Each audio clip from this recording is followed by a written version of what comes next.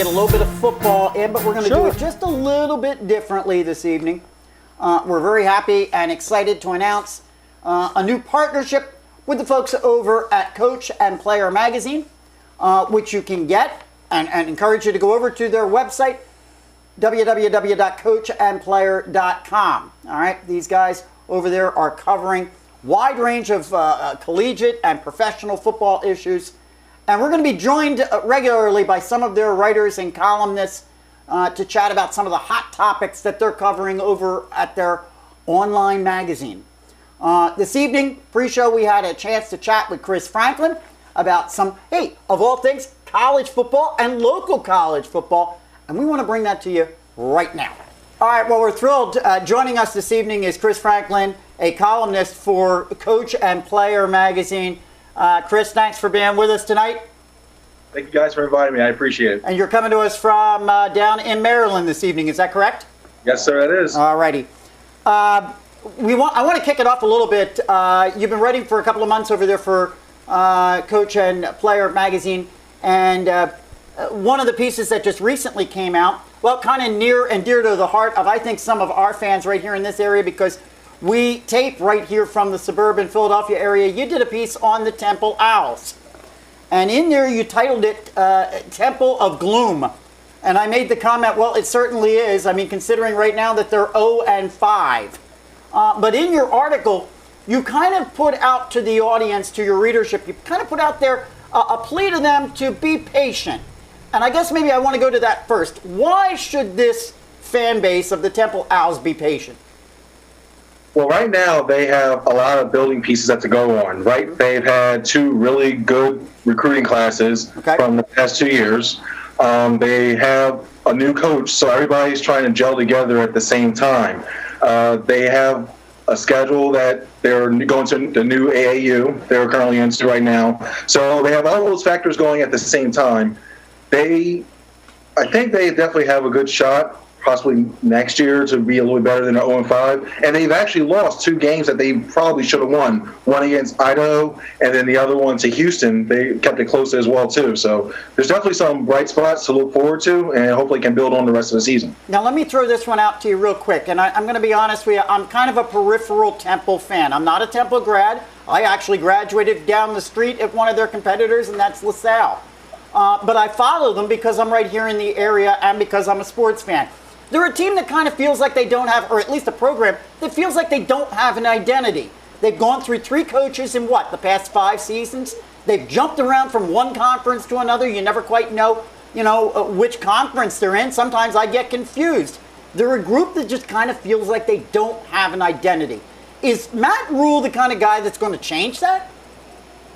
Well, I think that he is. He's been with the program beforehand as well, too, assistant around 2005, 2006. Mm-hmm. He left for 1 year to go to New York. So he knows the area. He knows the university itself. He knows the Temple fans as well, too. So I think that his previous experience will definitely help him from now on into the future as well. Okay. Well, I got a question for you. Excuse me. Sorry. My St. Louis Rams are the youngest team in the NFL. Now, in your article, you talk about Temple being the second youngest in the NCAA with the number of freshmen and sophomore in their program.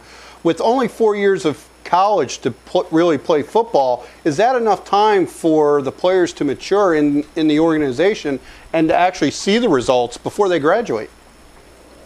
I think especially with this Temple team, Sidekick, that it definitely will be is a good factor for them. Mm-hmm. They'll have the experience, especially this year, to play more and more, and that's more than some colleges can offer.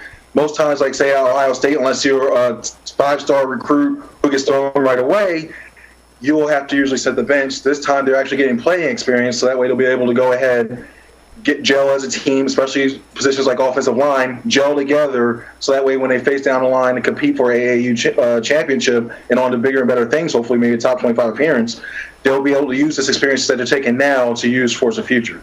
Collegiate programs, as we know, their success is based upon their ability to recruit. Now, I understand what you're saying about Rhule. He knows the area. He knows, hopefully, what stones to go unturned to find the kids to come to this program. Philadelphia, however, has some pretty good programs right inside. It's a rather competitive market. What's to think that Temple suddenly is going to be, a draw for some young kids?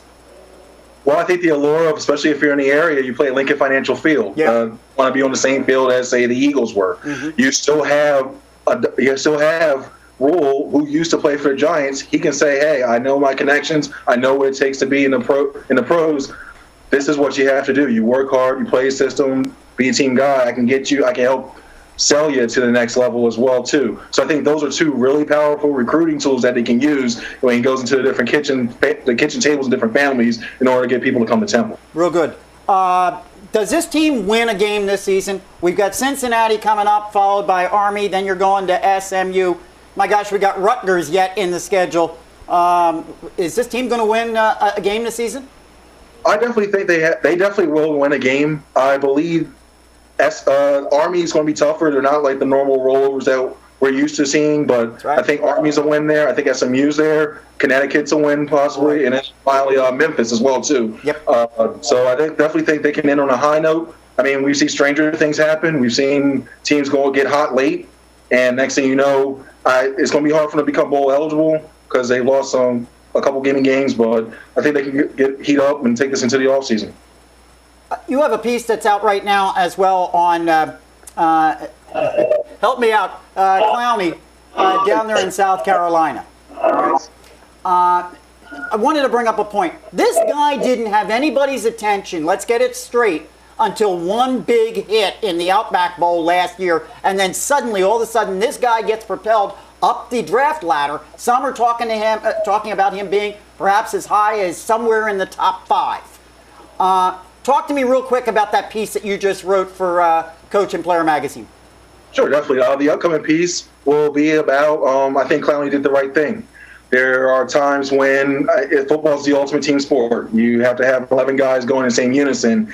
At the same time, with bruised ribs, it's really hard to go out there and perform. They're sore. Especially with defensive end, you're trying to chuck people off, trying to get enough balance and leverage. And being that he is one of the top 5 players that will be probably drafted, he's going to become a target. Mm-hmm. So, excuse me. So because he's going to be a target, I think he did the right thing by sitting out. If he got hurt, next thing you know, you were saying, why did Spurrier play him? He was hurt. Right. He's able to make a run at a higher bowl seat, possibly a BCS bowl. So Chris, some have suggested that perhaps maybe he ought to shut it down completely for the entire season. That doesn't seem to me to be the right move or the moral move. Thoughts? I wouldn't shut down this whole season just for that one game that he did. I think he possibly, if it was really serious, like a cracked rib one real close, I would say he definitely should have shut it down. But with him being ready to go, he's even said himself he's ready to play next week. I think he's good. He needs to season his game a little bit more, and then I'll put some more tape on the film to try to get that number 1 overall pick. You got it. I agree with you 100%. All right, Chris, we appreciate you being here with us this week. Maybe perhaps we can get you back in next week. We want to talk a little NFC East stuff with you as well. So perhaps maybe we can get you back here next week. We'll work on that one. Thanks for being with us here tonight. Keep up the good work over there at Coach and Player. All right.